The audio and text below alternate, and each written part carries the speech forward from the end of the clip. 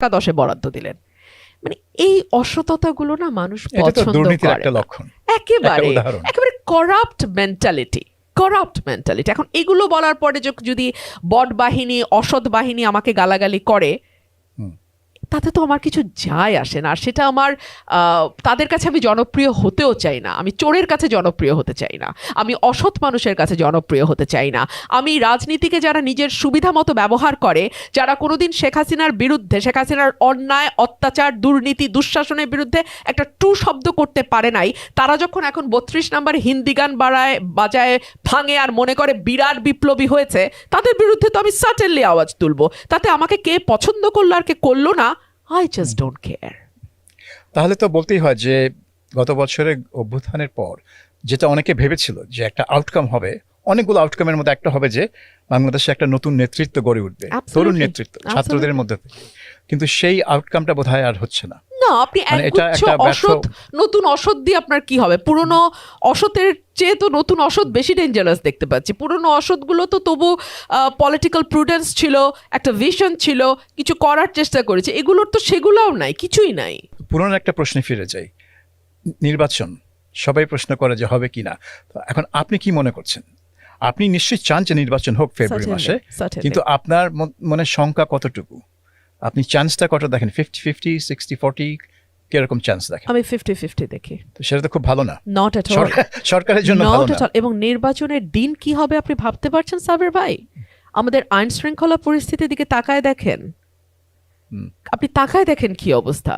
আর নির্বাচনটা হচ্ছে ক্ষমতায় যাওয়ার একটা লড়াই, এবং এই লড়াইটা হবে প্রধানত এমন দুটো দলের মধ্যে যে দুটো দল 17 বছর ধরে ক্ষমতার বাইরে। আপনি ভাবতে পারেন তাদের ক্যান্ডিডেটদের মধ্যে কিরকম মরিয়া লড়াইটা হবে? সেটা সামাল দেওয়ার যোগ্যতা এই নিরাপদ মানে এই স্বরাষ্ট্র উপদেষ্টার আছে? আমি তো মনে করি না। তাহলে সেই অজুহাতে কি এই সরকার নির্বাচনটাকে পিছিয়ে নিতে পারে না? যে আইন শৃঙ্খলা পরিস্থিতি খুবই খারাপ, পুলিশের মনোবল এখনো রিকভার করেনি, এই পরিস্থিতিতে তো নির্বাচন করা যায় না, গণভোট তো দূরে থাক।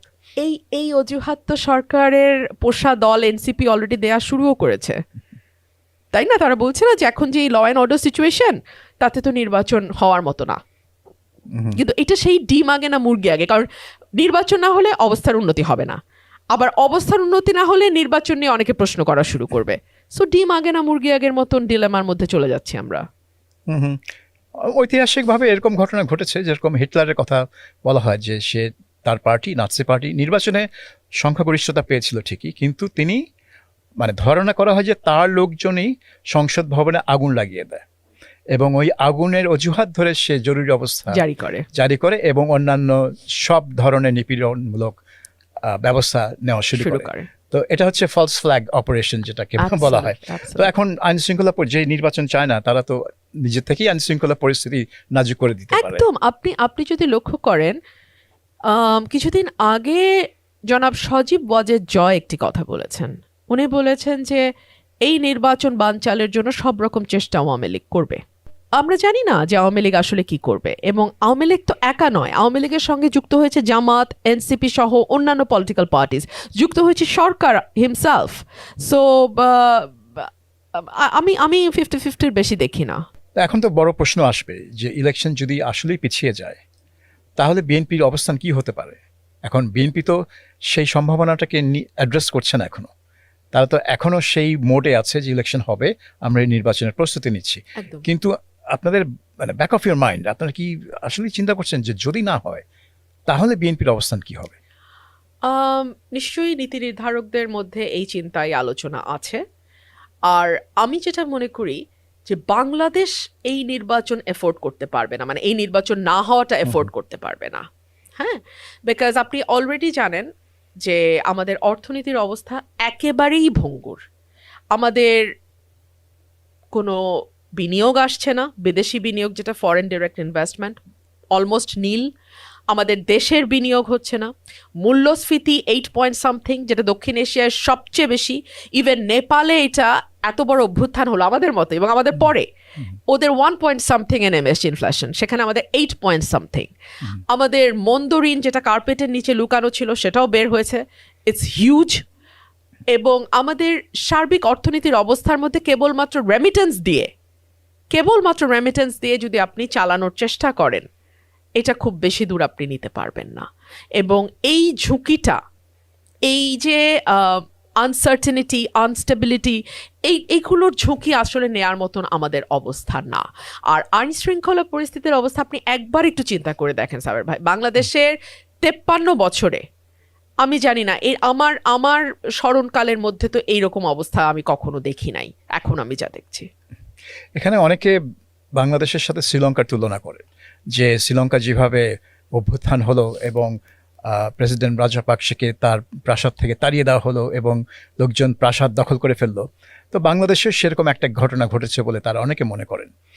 কিন্তু আপনি যদি দুটাকে মিলিয়ে দেখেন, শ্রীলঙ্কা কিন্তু তাদের সাংবিধানিক প্রক্রিয়াটা ব্যাহত করেনি। রাজাপাকসে পালিয়েছে, কিন্তু সিঙ্গাপুরে গিয়ে সে ঠিকই তার পদত্যাগপত্র ইমেল করে পাঠিয়ে দিয়েছে।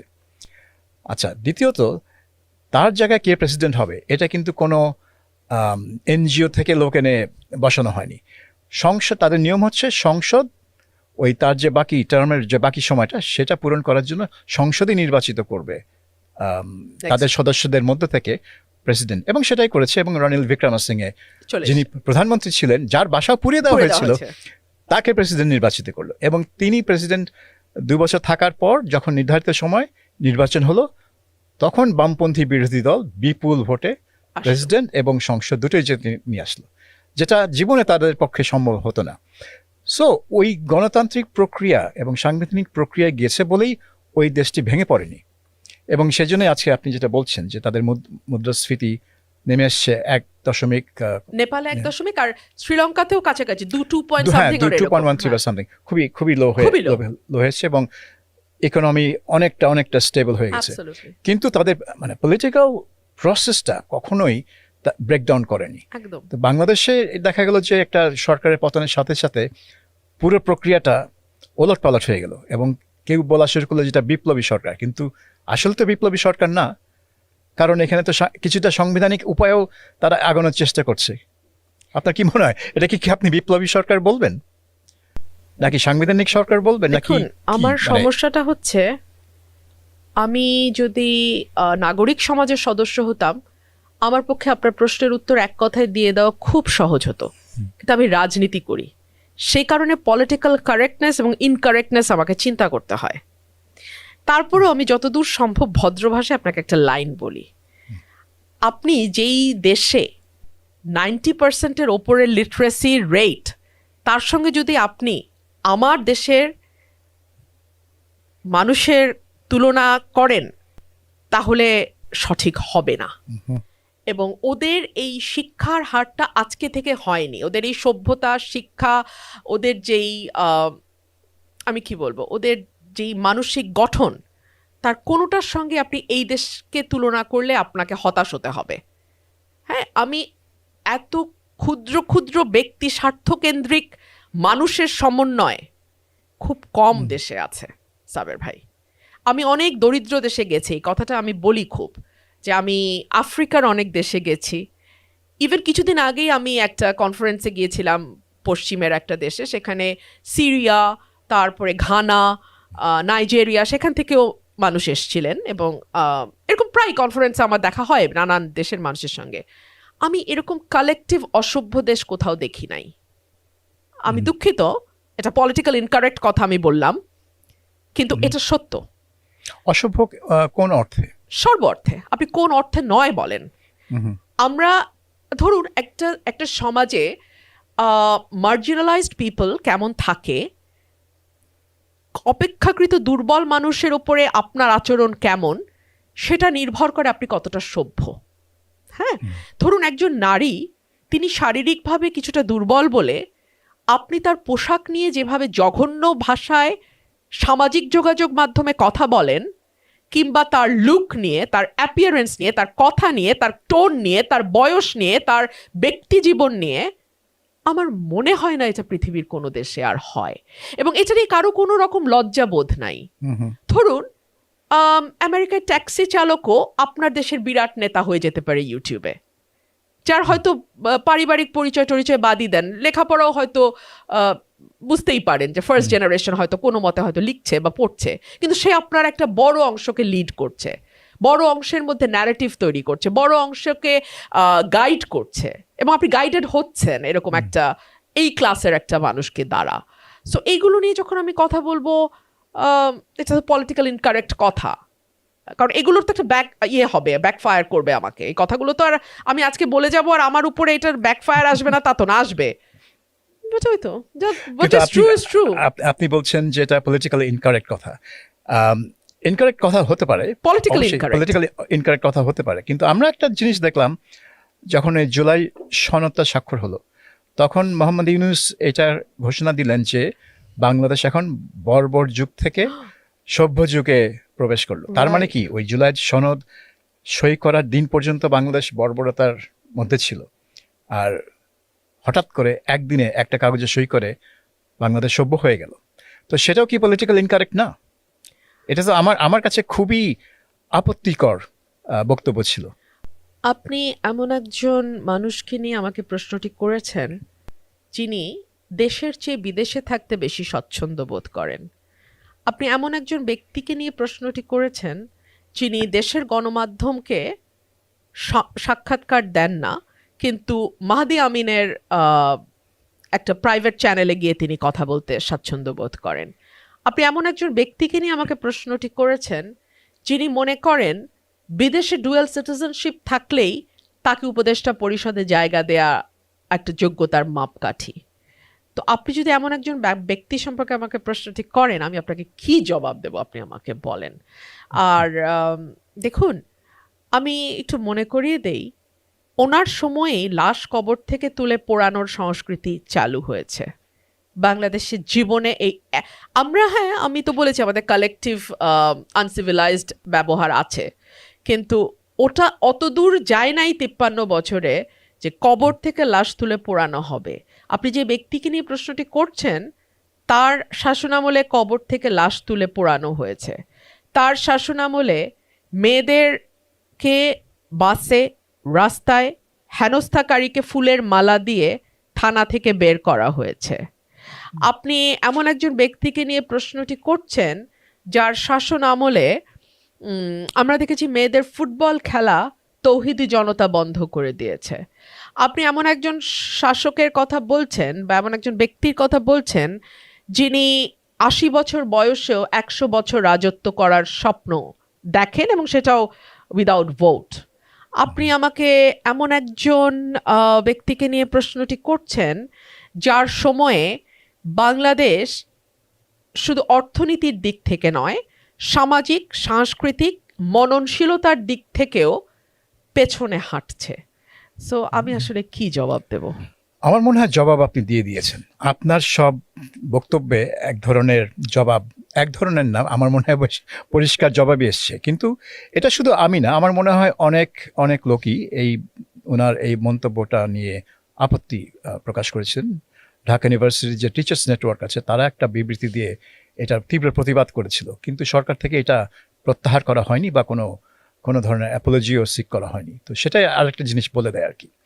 তো এখন আমরা যদি এই সার্বিক পরিস্থিতি দেখি বাংলাদেশের, আমি রাজনীতির বাইরে যদি যাই, আমরা তো রাজনীতি নিয়ে অনেক আলাপ করলাম, এখন রাজনীতির বাইরে আপনার দেশের ভবিষ্যৎটা কোন দিকে দেখছেন? মানে শ্রীলঙ্কার কথা একটু টাচ করা হলো, নেপালও হয়তো এই 5ই মার্চ তাদের নির্বাচন হবে, অলরেডি ঘোষণা দিয়ে দিয়েছে, এবং সুশীলা কার্কি এসেই ঘোষণাটা দিয়েছে। একদিনও এটার জন্য সময় নেয়নি, কারণ তার কোনো ইচ্ছা নাই বছরের পর বছর ক্ষমতায় থাকা।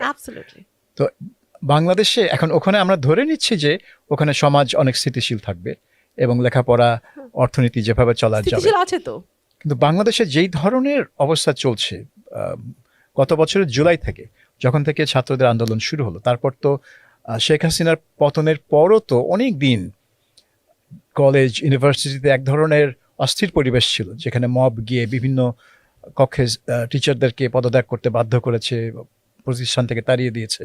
তো সেগুলো হয়তো এখন কমে গেছে, কিন্তু এই ছাত্ররা বা এই যে জেনারেশন, তারা কি সেই পড়ালেখার যেখানে ফেরা দরকার সেখানে ফিরতে পারছে বা ফিরতে পারবে আগামী 2-3 বছরে?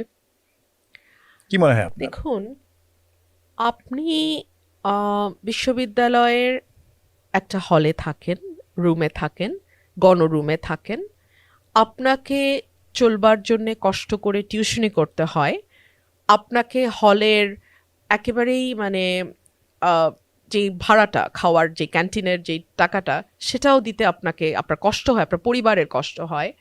সেই জায়গা থেকে আপনি হঠাৎ দেখলেন, আরে আরে আমি তো কোটি কোটি টাকা ইনকাম করতে পারি, একে বদলি, তাকে নিয়োগ, তাকে সরিয়ে দিয়ে আমি তো কোটি কোটি টাকা ইনকাম করতে পারি আমার ব্যবসায়ীদেরকে ব্ল্যাকমেইল করে, আমি তো কোটি কোটি টাকা ইনকাম করতে পারি একটা পদায়ন বা নিয়োগের মাধ্যমে। আমি কেন পড়তে বসবো, আমি কেন বই খাতার দিকে ফিরে যাব, ওটা তো আমার জায়গা না। যে নিজের মুখে বলছে গ্রামের সবচেয়ে ছোট ঘরটি আমার ছিল, সে মুহূর্তেই কয়েক মাস পরে বলছে গ্রামের সবচেয়ে বড় ঘরটি আমার দাদার। কিংবা কেউ হয়তো বলছে আমার দাদার যেটুকু সম্পত্তি আছে সেটা দিয়ে এরকম 250টা না 2050টা গাড়ির শোডাউন আমি করতে পারি, কিন্তু গিয়ে দেখা গেল একটা ঘর, 20টা শরিক। তো সেই রকম একটা প্রত্যন্ত জায়গা থেকে গিয়ে যখন আপনি একটা নতুন জীবন আলাদিনের চেরাগের মতো পাবেন, আপনি তো সেই মোহটা ছাড়তে পারবেন না। তো আপনি কেন আশা করছেন যে বাংলাদেশ খুব দ্রুতই একটা স্থিতিশীলতার দিকে যাবে? আমি তা মনে করি না। আশা করছিলাম, আমি প্রশ্ন করছিলাম। না, আমি রুমিত ফারহানা আপনার মনে কি করি না। ধারণা সেটা না, জানার জন্য আমি প্রশ্ন মনে করি করছিলাম। না। তো এটা অনেকেরই মত, এটা শুধু আমার শঙ্কা না, অনেকেরই শঙ্কা যে এইটার প্রভাবটা খুবই খারাপ এবং এই প্রভাবটা বেশ কিছুদিন ধরে চলবে।